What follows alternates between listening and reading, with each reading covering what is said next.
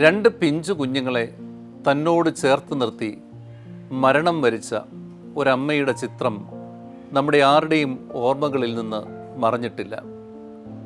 ആ സ്ത്രീയെ അതിലേക്ക് നയിച്ച ധൈര്യം എന്തായിരുന്നു? അഥവാ അങ്ങോട്ട് കാലുകൾ വെക്കാൻ പ്രേരിപ്പിച്ച നിശ്ചയദാർഢ്യം എന്തായിരുന്നു? അതിന് ഒരു ഉത്തരമേ ഉള്ളൂ. അവളുടെ കുടുംബ പ്രശ്നങ്ങൾ പാഞ്ഞു വരുന്ന ഒരു ട്രെയിന് മുന്നിൽ നിൽക്കുന്നതിനേക്കാൾ ഭീകരമായി വളർന്നു എന്നുള്ളതാണ് ആ സത്യം. എന്തിനാണ് മനുഷ്യൻ വിവാഹം കഴിക്കുന്നത്? അതൊരു സുരക്ഷിതത്വത്തിന് വേണ്ടിയല്ലേ? എന്നാൽ ആ സുരക്ഷിതത്വം നഷ്ടപ്പെട്ട ഒരുപാട് സഹോദരങ്ങൾ നമുക്കിടയിൽ ജീവിക്കുന്നുണ്ട്.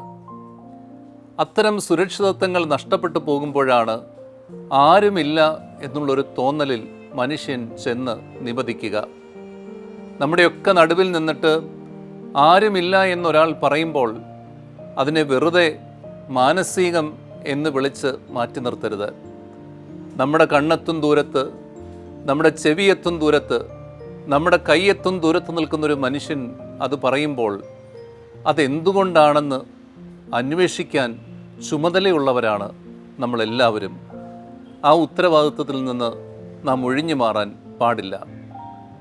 പ്രിയപ്പെട്ടവരെ, ഈ നോമ്പ് കാലത്ത് സുരക്ഷിതത്വം അനുഭവിക്കാതെ ജീവിക്കുന്നവരുടെ ജീവിതങ്ങളിലേക്ക് നമ്മുടെ ശ്രദ്ധ ഒന്ന് ചെലുത്തുക. അത്തരക്കാരെ കുറച്ചുകൂടെ പരിഗണിക്കാനായി പരിശ്രമിക്കുക. അത് ഈ നോമ്പ് കാലത്ത് ചെയ്യുന്ന ഒരു പുണ്യ കർമ്മമായിരിക്കും.